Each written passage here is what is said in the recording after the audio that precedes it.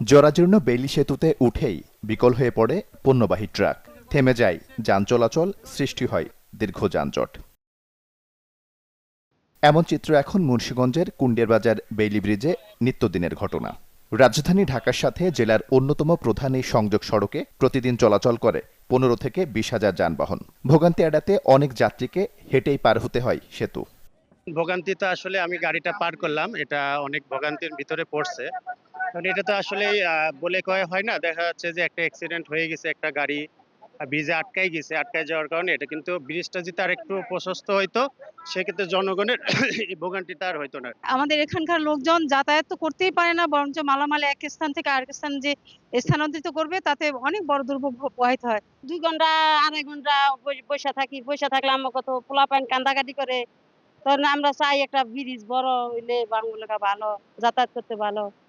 1998 সালে নির্মিত 98 মিটার দীর্ঘ বেইলি সেতুটি 29 বছরে অন্তত 41 বার মেরামত করা হয়েছে। পদ্মার শাখা নদীর তালতলা গৌড়গঞ্জ খালের উপর নির্মিত সেতুটি এখন ঝুঁকিপূর্ণ হয়ে উঠলেও মিলছে না স্থায়ী সমাধান। 1 ঘন্টা টাইম হলে 3 ঘন্টা টাইমও যাওয়া যায় না। এখন অতি দ্রুত এই ব্রিজটার যে কাজকর্মগুলা, এই ব্রিজটারে অতি দ্রুত যদি রিফারিং কিংবা ভালো কোনো নতুন করে কাজ করে, তাহলে মনে করেন ব্রিজটা সম্পূর্ণ ক্লিয়ার হয়, মানুষের ভোগান্তি মুক্ত হয়। একটা অটো যেতে পারে না, যেরকম একটা বড় গাড়ি যদি আসে তাহলে যেতে পারে না। এটা রিক্সা যায় না, বহুত রিক্সা যায়। এই যে কত মানুষ ভোগান্তিতে পড়লো একটা গাড়ির জন্য। যদি এটা ঠিক থাকতো তাহলে তো এই ভোগান্তিতে পড়তো না। মেরামতের নামে অনেক টাকা বিল ঠিল করে, পরে কদিন কাজ করে কদিন খোলা রাখে। এর আগে শুনলাম যে এই পাশটা ব্রিজ হয়ে যাবো, নতুন ব্রিজ হইব, কই কোনো কাজ কাম নাই, 2 দিন পর পর ভোগান্তি। 2023 সালে প্রায় 84 কোটি টাকা ব্যয়ে 152 মিটার দীর্ঘ 2 লেনের পাকা সেতুর ভিত্তিপ্রস্তর স্থাপন করা হলেও 3 বছরেও শুরু হয়নি দৃশ্যমান কাজ।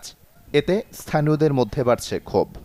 সবচেয়ে বড় ব্যাপার যেটা হয়েছে যে এখান থেকে কিন্তু জনপ্রতিনিধি, এমপি, ডিসি সাহেব, জনপ্রতিনিধি বিভিন্ন ধরনের লোকে দিতে যাতায়াত করে, কিন্তু তারা কখনো এই সমস্যাটা কখনো উপলব্ধি করে না। প্রশাসন থাকে বা থাকে না, প্রশাসন থাকলে একটু জ্যাম কম থাকে, আর নাহলে থাকে না।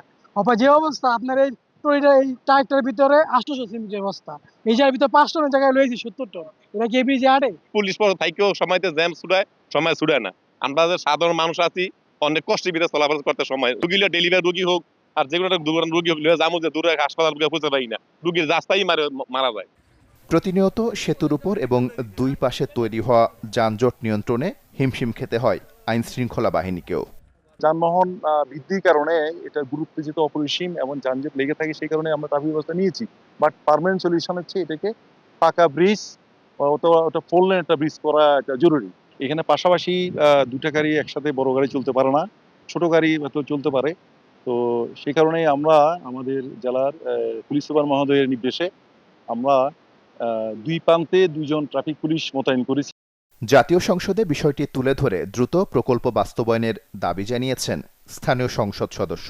সংশ্লিষ্ট দপ্তরে একাধিকবার যোগাযোগ করেও আশানুরূপ অগ্রগতি না হওয়ার অভিযোগ তার। আজকে অনেক দিন হয় এই কুণ্ডের বাজার ব্রিজটি একটি জরাজীর্ণ অবস্থায় আছে, এবং এই ব্রিজের জরাজীর্ণতার কারণে প্রায় প্রতিদিনই বলা যায় 2-1 কিলোমিটার পর্যন্ত জাম বেজে যায়। যে কারণে দ্রুত এই ব্রিজটি নতুন করে করার জন্য আমি আমার মন্ত্রী মহোদয় বরাবর করেছি। তারপরে এখন চাইবো যে সংশ্লিষ্ট এই ব্রিজ সম্পৃক্ত যে সমস্ত কর্মকর্তা কর্মচারী আছেন, তাদের সকলের প্রতি অনুরোধ থাকবে যে দ্রুত এই ব্রিজটি পুনর্নির্মাণ করে আমাদের এই পাকা এবং প্রশস্ত করে একটি দ্রুত এই ব্রিজটি নির্মাণ করা প্রয়োজন।